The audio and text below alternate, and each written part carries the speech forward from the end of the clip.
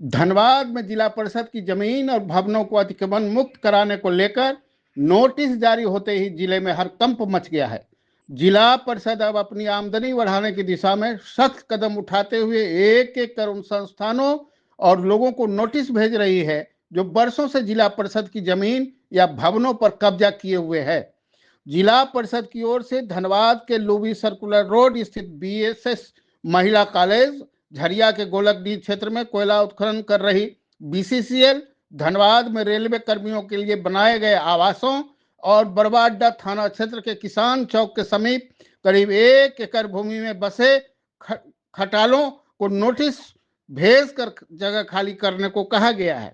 इस मामले में जिला परिषद अध्यक्ष शारदा सिंह ने बताया कि परिषद के पास फंड की भारी कमी है, जिससे ग्रामीणों क्षेत्रों में विकास प्रभावित हो रहा है। उन्होंने कहा कि परिषद अपनी जमीनों पर व्यावसायिक निर्माण कर किराए के माध्यम से आमदनी बढ़ाना चाहती है। साथ ही परिषद की जमीनों पर अवैध कब्जा बर्दाश्त नहीं किया जाएगा।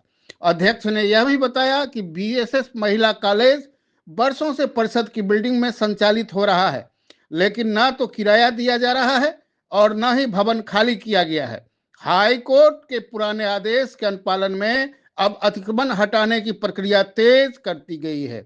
जिला परिषद की इस कार्रवाई से जिले की राजनीति और प्रशासनिक हलकों में गतिविधि। देखिए, अभी सबसे बड़ा मामला है कि मेरा जितने भी कोर्ट केसेस थे अभी सबको हम लोगों ने खंगालने का काम किया, क्योंकि आप सब जान रहे हैं कि 1.5 साल से जिला परिषद को ग्रामीण सरकार को फंड नहीं मिली है। तो फंडिंग के कारण हम लोग बहुत सारे ऐसे काम हैं जो हम लोग नहीं कर पा रहे और समय तेज़ी से पार हो रहा है। ग्रामीण के लोगों को बहुत परेशानी हो रही है। ग्रामीण के स्कूल में अगर कुछ ज़रूरत होती है तो हमारे हाथ में कुछ नहीं है कि हम उन बच्चों के लिए कुछ कर सकें।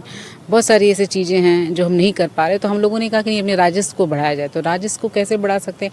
हम अपनी प्रॉपर्टी को लीज़ में दे करके, रेंट पे दे करके, नए बिल्डिंग बना करके, क्वार्टर्स बना करके, मॉल बना करके ही हमारा राजस्व बढ़ सकता है।